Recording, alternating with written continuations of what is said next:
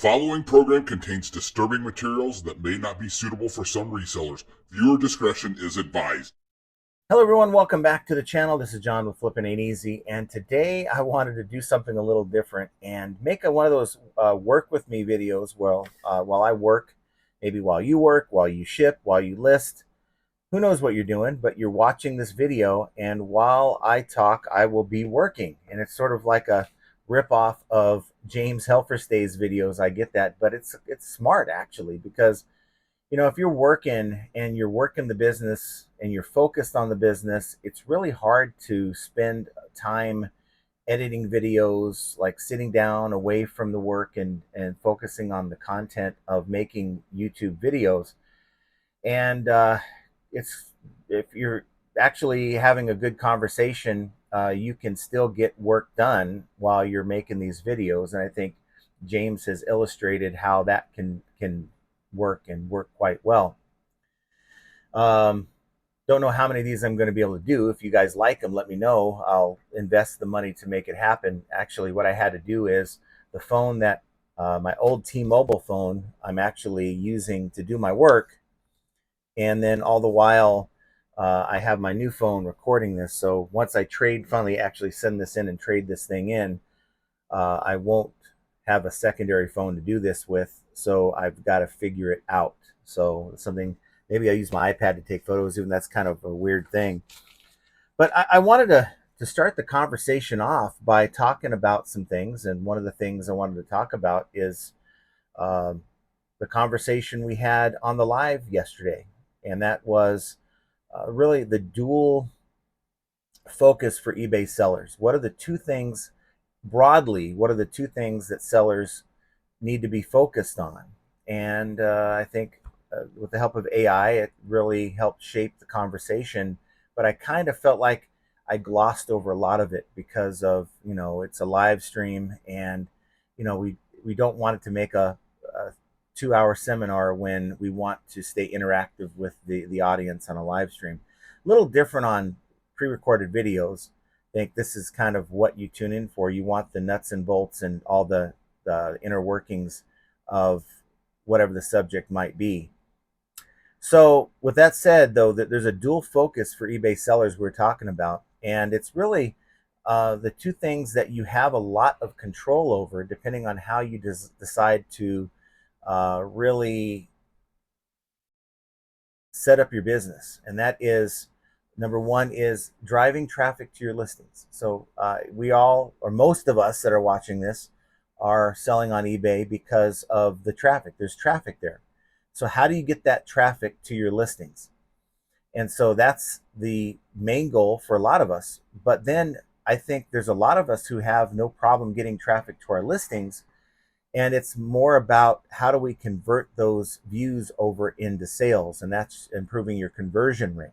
So really there's two things that as sellers we are focused on trying to improve, at least most of us are, at least the serious sellers are, and that is impressions. And I know a lot of people question impressions, but impressions are the buyer's opportunity to see your listing. And without impressions, you're not going to have as many views. They kind of go hand in hand, impressions and views.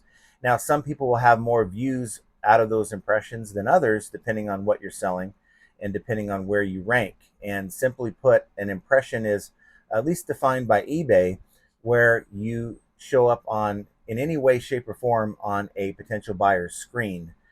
That might be due to a search, like a best match search.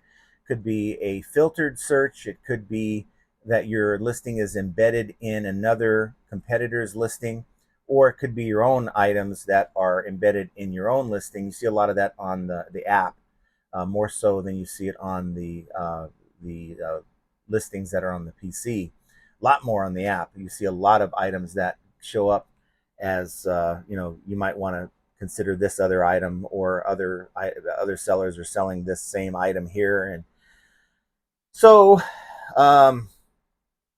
those are the things I kind of wanted to cover. And I'm not going to be able to cover them all in this video. I really only want to do this for about 45 minutes to an hour. It might be a long video, but I feel like there's a lot of folks out there who want to have these kind of videos where it's just kind of a long work with me kind of a video. You kind of get an inside look at what I'm doing, and at the same time, we can talk about the things that you can do to drive traffic to your listings. And there's a number of things, and I guess on this one we could talk about just the driving traffic to your listings part. We could talk about the conversion rate part on the next video.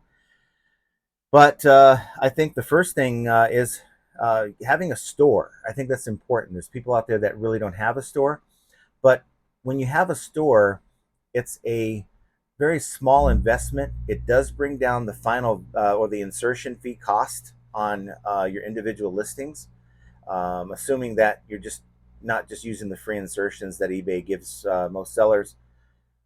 It does give you a better deal on your insertions. And for me, I use the store. I don't know if it's the, what is it? Not the, you have the basic, you have the starter.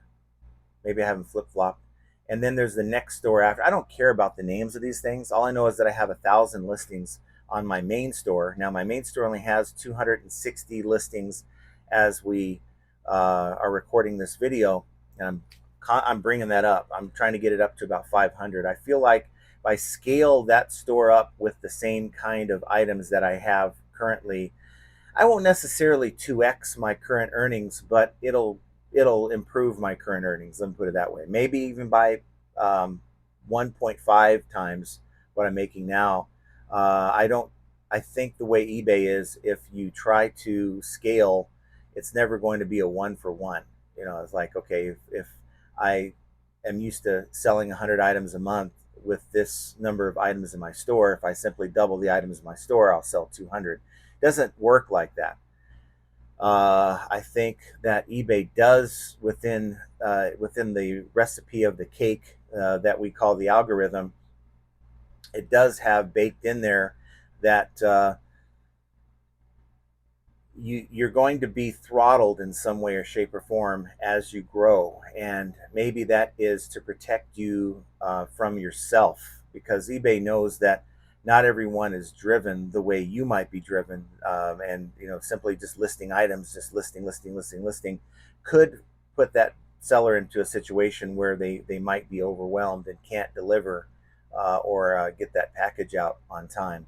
So eBay's very conscious of trying to deliver upon the buyer experience, and I don't blame them at all. I think there's a lot of bad sellers out there who really tarnish eBay's reputation, and they have to really make sure that they're not overwhelming their sellers, so that seller now becomes a kind of a deadbeat seller. And so, we got to prove ourselves. And even though you may have been on the platform 20 some odd years, you're still never entirely proven your worth to eBay. You'll never have as much worth to eBay as you feel you should.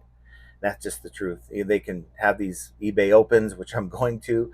They might have a dartboard with my picture on it. That's fine. I'm not going there to stir up anything. I'm just going there for the experience and to see if there's anything worth passing on to you guys. But yeah, I really don't think eBay appreciates the seller as much as they should. Now, am I suggesting that eBay should just kiss our asses? Without putting it into a better phrase for some of you, I don't think they should be doing that. I think they should respect us. I don't feel like as sellers we have the respect that we feel like we deserve. If you've sold for 20 plus years on the platform and you're being kind of looked at with suspicion when a buyer opens a return, and the buyer is trying to scam you, but yet the buyer gets the benefit of the doubt and not you, then there's a problem with that system. I'll just put it out there like that. So that's not what this discussion's about. This discussion is about driving traffic to your listings. So having a store, and I apologize for the cameraman, it's AI. It is this DJI gimbal that's following me around because I'm trying to work while I do this, and of course having a static camera is probably not the best thing. So markdown sales, that's the first thing. And that requires that you have a store. Why is this important? Well, by the way, I'm listing this DJI microphone. I just tried it today instead of the one that I'm wearing. I've got a $40 set here, $40 microphone set. It sounds so much better. I don't know what's going on. I have this paired with my iPhone, but it sounds very tinny. I actually had this as part of another set that I sold. I broke up the set. Oops, I think it still works. Uh, I broke up the set. I'm gonna turn this thing off. Broke up the set and sold the pieces individually, made more than what I would have sold it for as an entire set.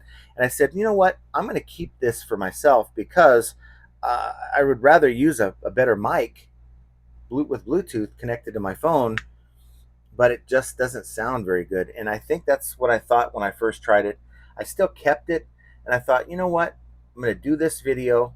And while I think this sounds okay, the one I'm using right now, this one here is probably, either something's wrong with it. I don't think so because I tried it with the other one and it sounded just as tinny. Maybe it's just the settings I have to go through. I'm using a DJI product to record this video, the software through the gimbal, so it should be compatible. It's just not working properly. So I think I'm going to sell this, and I reactivated my phone so that I can do this video with you guys. I have quite a bit of storage on the main unit that I'm recording this on, my main phone. But at the end of the day, hold on. At the end of the day, I just need to get my work done, and I want to still make content for you guys. So I hope that James is okay with me kind of copying his format. I'm taking some photos of this item here because I'm going to sell it. I think these go for about $80 to $90. I don't quite recall. But nonetheless, you can take multiple photos so that your buyer knows. I'm taking multiple angles right now as we speak, and then take a photo of this thing. It is on. Turn this thing off here. So there we go. Probably 80, 90 bucks for this thing. I don't quite recall, but that I've done the photos for, so it's in queue. I'll make a listing on that here in a bit. So I will be just grabbing stuff here and doing my thing, and I will be just rambling to you guys, and hopefully this isn't making you sick because this camera likes to swing around and follow me. In fact, for now, I'm going to turn that feature off, okay? Oops, hold on. So I'm going to just have it right there. So no more of that swinging around camera BS stuff because it's driving me crazy. I'm not even looking at the screen. So markdown sales, I think they're very important. I've always kind of felt like with markdown sales, if I didn't have one going, it used to be like my biggest problem with markdown sales was keeping up with them and not realizing that the sales were ending, just losing track. I'd have the sales going for maybe a month at a time, and I would wonder, why the hell are my sales so slow? And then I'd realize, well, the reason why your sales are so slow is because your sales ended, and you're not driving quite the same traffic. It's not, sometimes people do click on items up for sale when they're trying to sort their listings out, and if your sales ended, then that's not going to be included in that search. I'm not saying that is entirely it, because we still have the best match search results that should return your items, but I always seem to find that it was my markdown sale that ended, and I'm only doing a 10% markdown sale. I'm not driving crazy sales due to the discount, but I do feel like by even having a 10% markdown sale, it shows the buyer that red price, that it's cut in half, or not cut in half, but cut down by 10%. It does attract buyer attention, and I think that's very, very important. Do you guys use markdown sales? that's a question for you guys. And if you don't, and this is for those folks who have a store. If you don't have a store, then it's not even worth talking about because you can't. You have to have a store to do the markdown sale. Hold on real quick. I'm going to plug this in. So that's the question to you guys. Do you have a store? And if you have a store, are you utilizing the markdown sale? It works good. So at this point right now, I'm going through and I'm just testing something. I have a wireless pet fence, and this is one of those things where it works. I mean, I haven't put it on my neck and put it on my dog's neck, but the basics work. I've had many of these, and I can sell this in the Refurbished program. I've sold a few sets like this in the Refurbished program, and they sell fast, very fast. So I go through, clean them up, make sure that they turn on, make sure that they work, and then I get them up because they're going to sell, and they sell for about $100, free shipping, free returns. With the Refurbished program, you have to have free returns. You have to have free shipping. And what ends up happening, and I think I can talk about this because they make you sign, I didn't sign a damn thing, I'm still in the program, but they make you agree that you're not going to talk about the ins and outs of the program, which I'm not. I'm just pretty much sharing with you basic information that anyone would know if you've bought a refurbished item.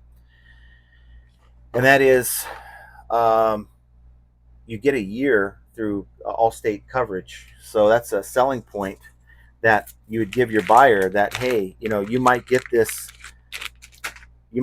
item that's refurbished, and in 30 days after your return window's closed, the thing might not turn on tomorrow, and you are feeling like you're stuck, but you have the insurance coverage that you would have on a maybe a one that has a warranty. This is kind of a warranty through the Allstate insurance that resellers just can't give you.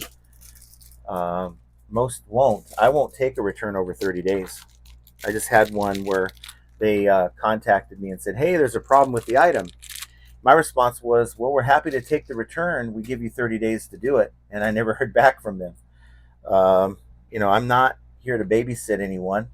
If you buy an item, especially one that's either open box or used or not entire, even sealed, how many times has a buyer gone to Walmart or Target or Best Buy, bought something brand new, and there was something defective with that? So brand new sealed, but yet defective.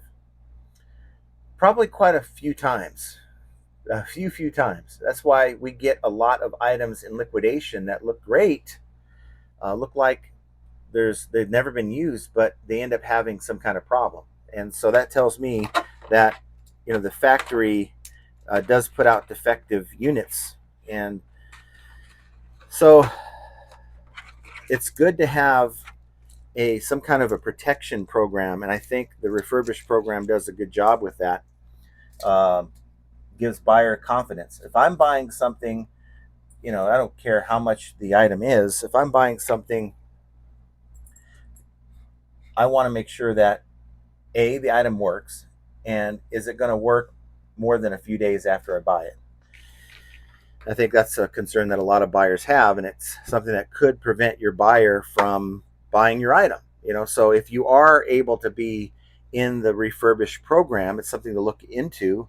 Shout out to Primo Chemo. He was talking about it, and I thought, you know what? I see that all the time as a condition option, and heck, I can refurbish these things, and all you have to do is go in, test them, make sure that they work, make sure that they power on, clean them up so that they look good. And many times you have multiple conditions. You have excellent refurbished, very good refurbished. I think it's good or fair, and then of course it goes down to used.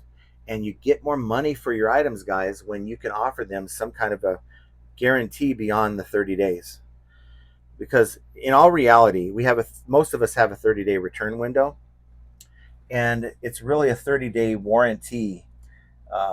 Anything goes wrong with it, thing might be working perfectly out the box for weeks. I've had this happen One guy bought a lawnmower from me, and he left positive feedback, says it works great, happy with the purchase. And like on the 28th day, he sends me a message saying he needed to return this because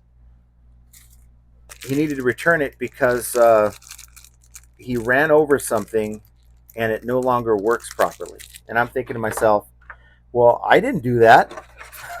I didn't run over that root or whatever the heck you ran over, but yet I had to take the return. And it's a warranty. I mean, even though, and the argument is the buyer acknowledged through feedback that it worked, but yet you're telling me that I have to take the return because the buyer didn't know how to use it or they broke it. Hold on, I'm going to put my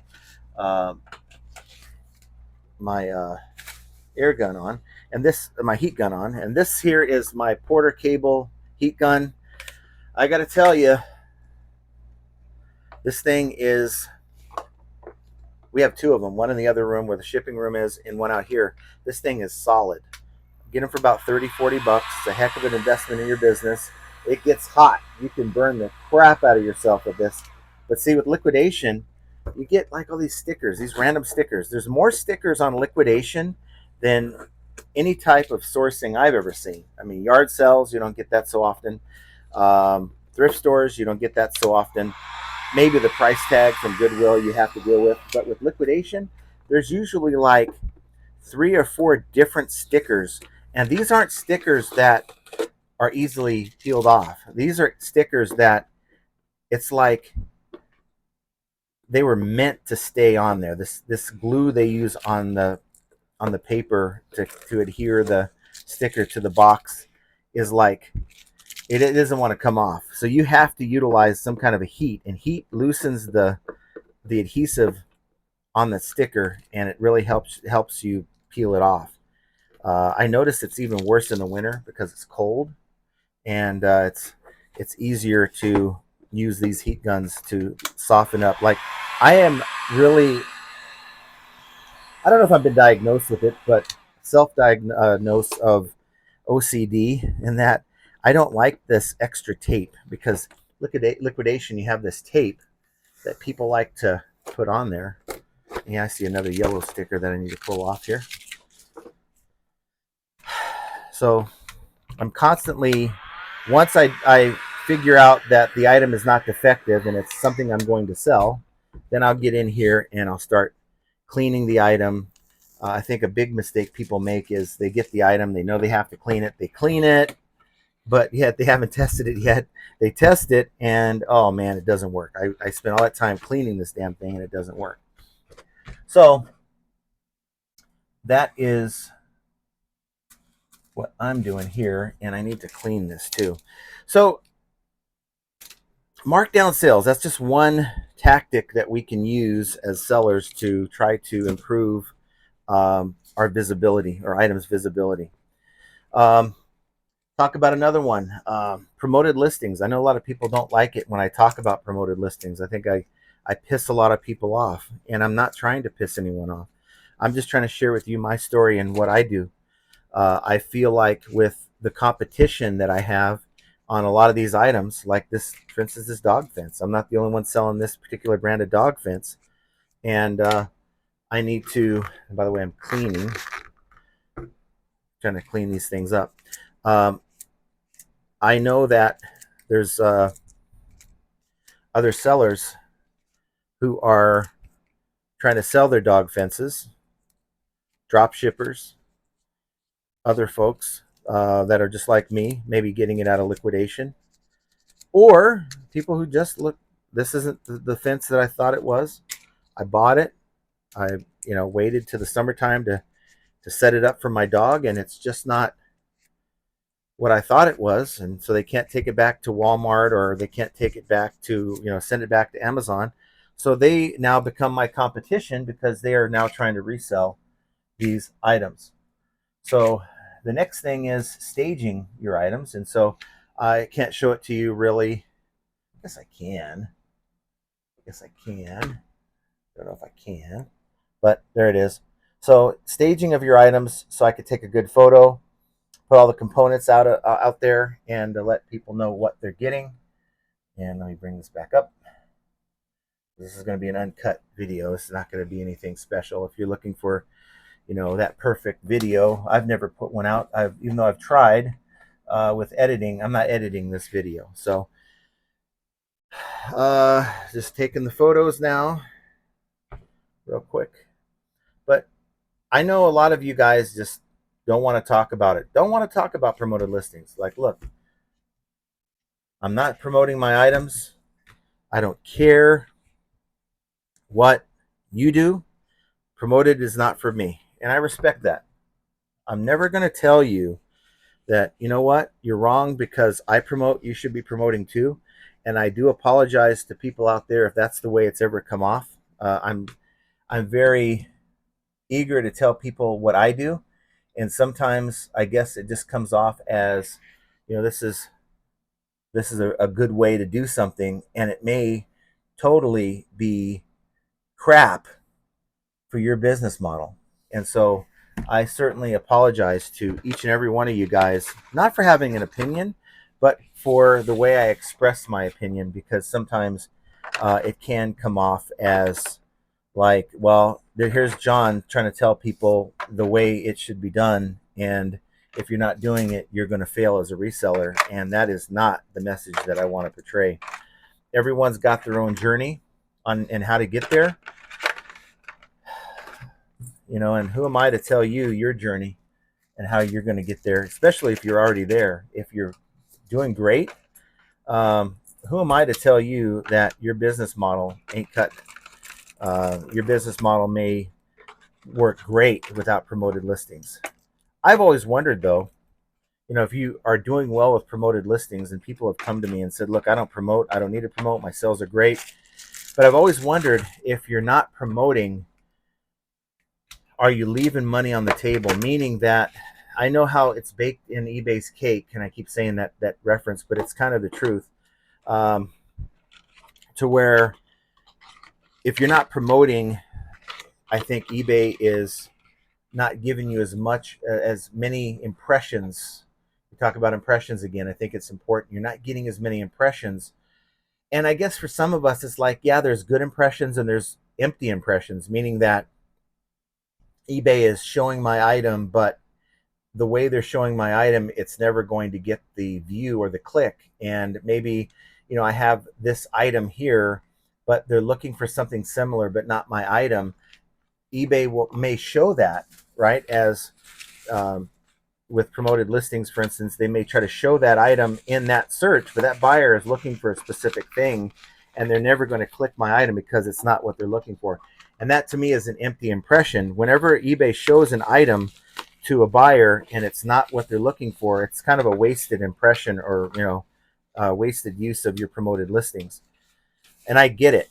I understand that. And so and the fact, the biggest thing I think is, if it was a lot less expensive, if eBay just allowed us to do the 1% like they first did when they first came out with promoted listings, I think there'd be a lot more people that would be like, okay, fine, I'll give you an extra 1%. But there's people that are like, look, I'm making money without the use of promoted listings, so why should I give eBay any more of my money? I understand the sentiment. I understand the principle. But again, I'm just wondering, is there anyone out there who is doing well without promoted listings, and you've tried to promote your items and you have not seen any uptick in sales? And I'm not talking about, did you try this last year? I'm more wondering, is there anybody who has tried this within the last couple months? Maybe you've seen a lot of videos, mine included, that have made you feel like, well, you know what? I think it's probably time for me to try this again. And you get out there, you try it, and it's still not working for you. So I want to know if you're one of those. And while you're at it, it's not enough to tell me, hey, I've tried promoted listings, it just doesn't work for me. I really want to know if you can tell me what category you sell in. I don't need to know, what the item numbers are or anything like that. I know that there's many of us who just, look, I don't want to tell people what I sell. I don't want people to know what I sell.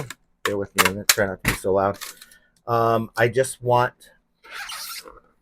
want to be part of the conversation, and I don't really want to put out what I sell. But it does, whenever you're talking to somebody on YouTube and you tell them, hey, I've sold 20 items today, if you're selling recipes, and there's nothing wrong with selling recipes, but it could be a different story than if you're selling clothes.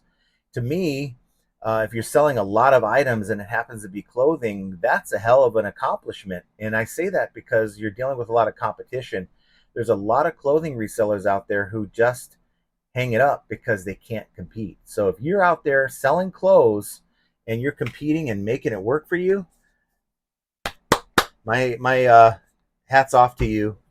My hat just came off, because I think that is a hard nut to crack. And so I'm going to go over here real quick, grab a couple more items. We have I'll go about another 15-20 minutes. And I'm just grinding away here, guys, trying to get as much of this stuff up as I can. I've already hit my, I don't want to call it a listing goal for the day. I really don't want to call it a listing. Look at this. People, this is a return, guys. This is how people package stuff. This is what they sent back to Amazon. Okay, happens to be a part. I have to inspect this thing, find out what the hell it even is. But here it is. Looks like a fuel pump or fuel line of some sort. It's fine. I buy these for pennies on the dollar. I think I bought this for $3 or $4. It is a Dorman new master cylinder. It's a master cylinder. It's a brake master cylinder. So I was wrong about it being a fuel line.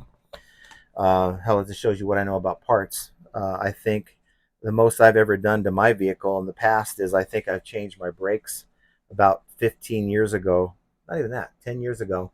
I changed brakes on, and don't laugh at me, an old PT Cruiser. And Jenna used to call it my PT Loser. She hated that car. I thought it was paid off. I thought it was a good car because it had the storage capacity in the back. You guys remember I've been a part-time reseller for many years. So the idea that I could fill the back of it up, go to a flea market, or heck, I've even put an entire pallet of loose cables in there, and I was able to empty the entire pallet and bring it home. So I've been able to really make it work with that kind of a vehicle. But yeah, she didn't like that car. But nonetheless, I digress. If you ask me to put this kind of a part in someone's vehicle, that's a fail. You don't want me around your vehicle when it comes to this kind of thing. I probably would ruin your car.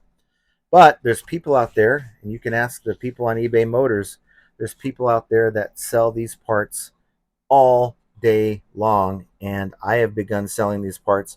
Been buying these parts, a lot of AC compressors and alternators and various parts like this one here. So I like to just clean it up. To me, I look at a part like this. If it comes like in the way of a liquidation pallet, there's a lot of people who buy these parts online on Amazon. If it looks like it has a lot of dirt and grime on it, then I know this is something that's been used in a vehicle and pulled, because generally when you put a part on a car, it doesn't take long for that part to get nasty dirty, just grime and grease. But something like this, it looks clean. It's one thing I look at. I haven't had any problems with people saying, hey, my part doesn't work. So for that, I think that, at least for me in my business model, I am totally good with selling parts. And the biggest headache that I've had is with selling parts on eBay is the whole compatibility. There's some vehicles that call for this part, but there's maybe some variations of that vehicle that the part's not going to work.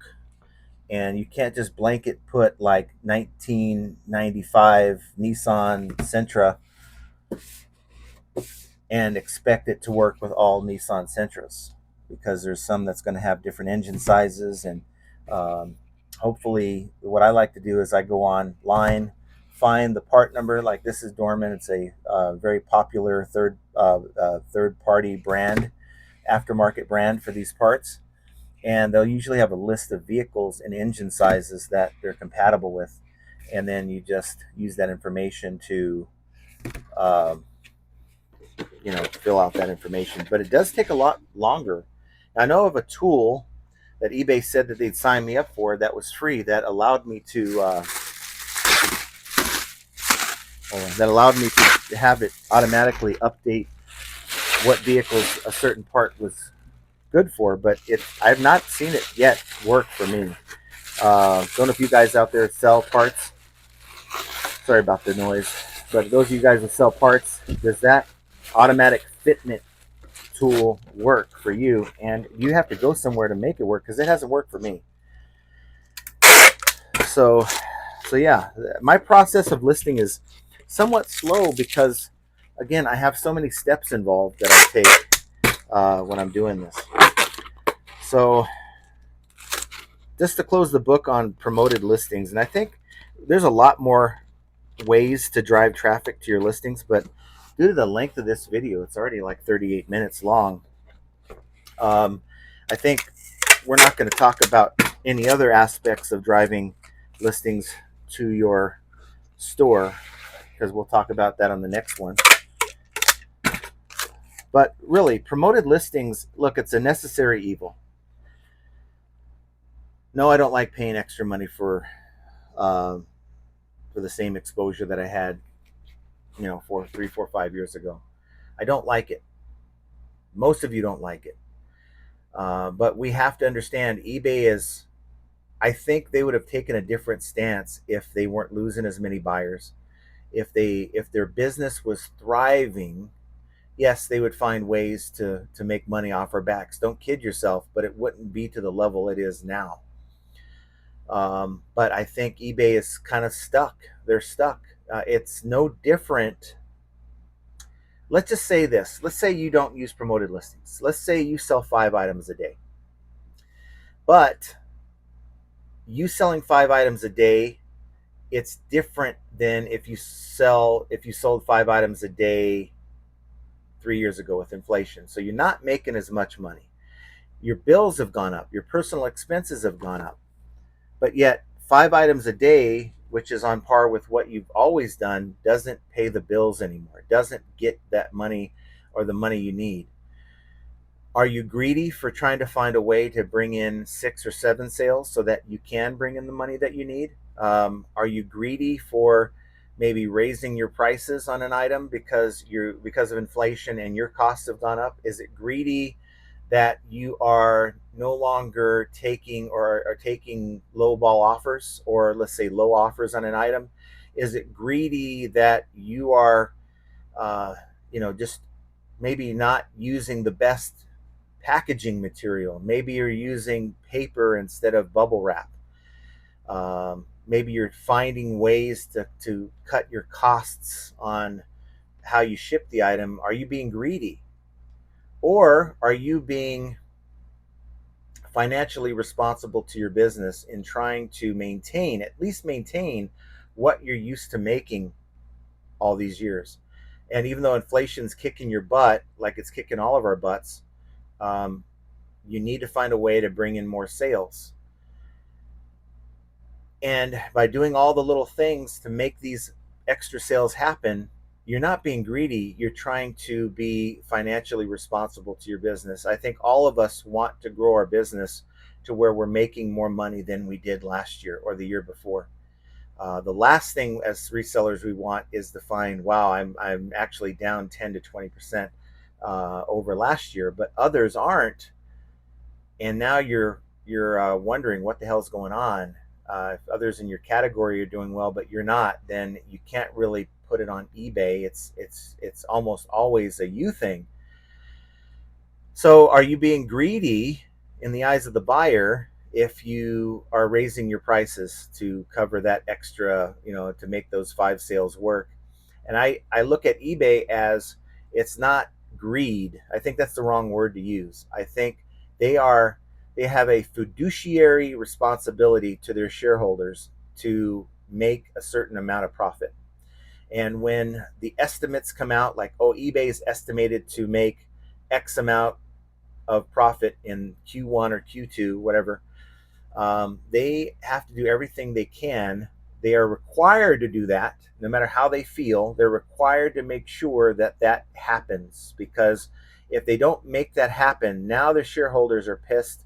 Stock value goes down. People, the value of the company goes down as a result, and then people are looking for heads. Like, okay, whose fault is it? And nobody in the executive room wants to be that guy or gal who is on the chopping block because of a loss in revenue for a quarter or a year or a fiscal year.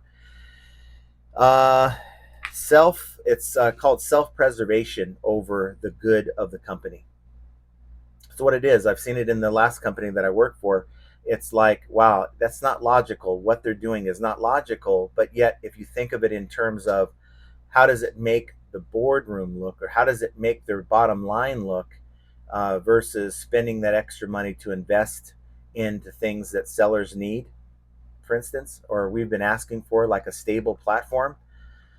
Well, it makes sense from their standpoint. And believe me, their concern, job security, is number one important over anything that eBay wants you to believe. Oh, like, your seller experience is, means everything to us, or your buyer experience means everything to us.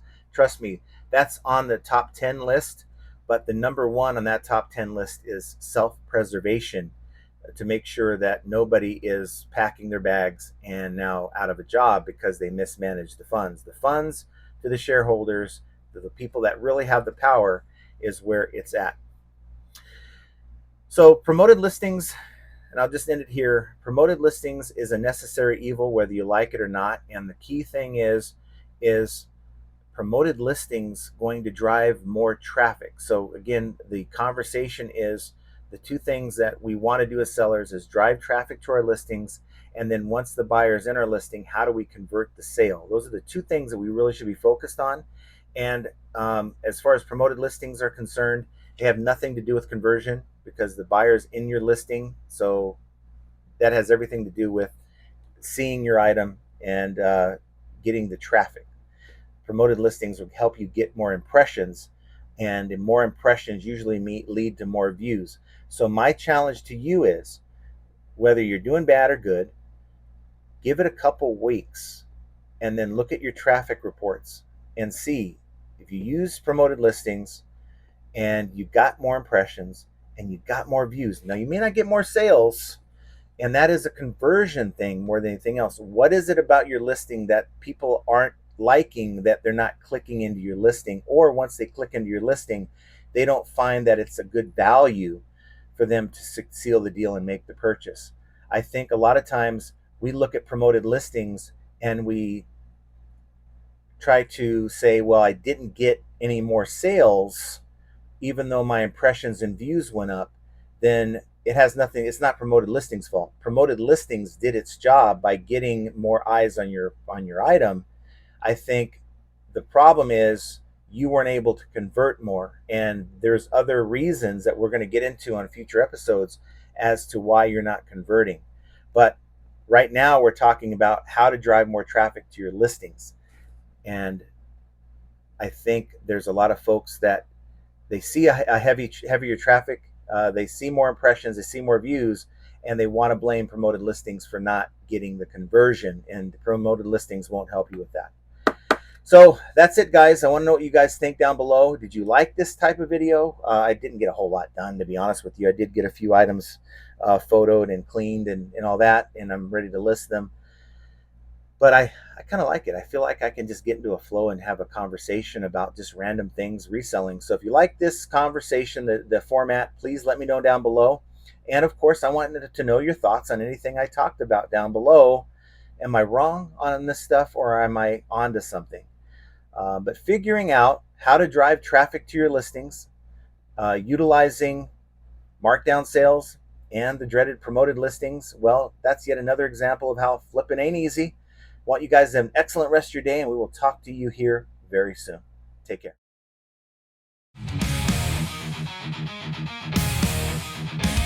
Chargebacks, returns, and lowball offers too. Zero takedowns, they're a pain, what can we do? High selling fees, bad buys, and rude buyers galore. Flipping ain't easy, but we keep coming back for more.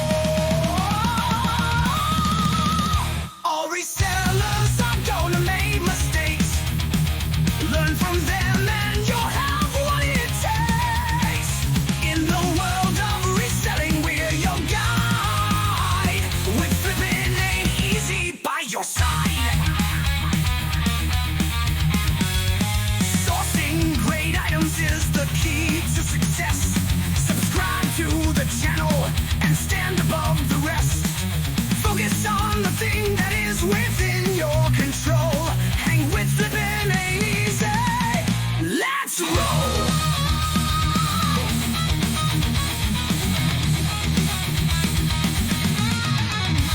Catch the live streams on Mondays and Fridays. Join the Discord community for the parlays. Tune into the podcast. Profit Playbook's the name. With Scott and Josh, flipping's more than a game.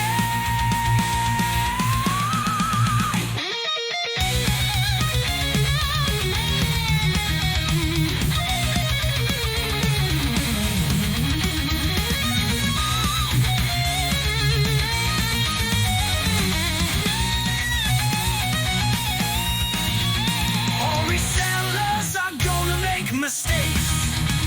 Learn from them and you'll have what it takes. In the world of reselling, we're your guide. With flipping ain't easy by your side.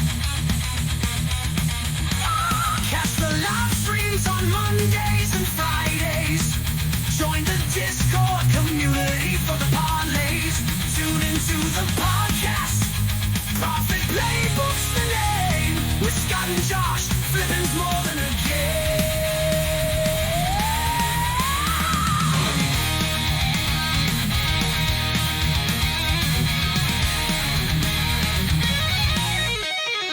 Catch the live streams on Mondays and Fridays.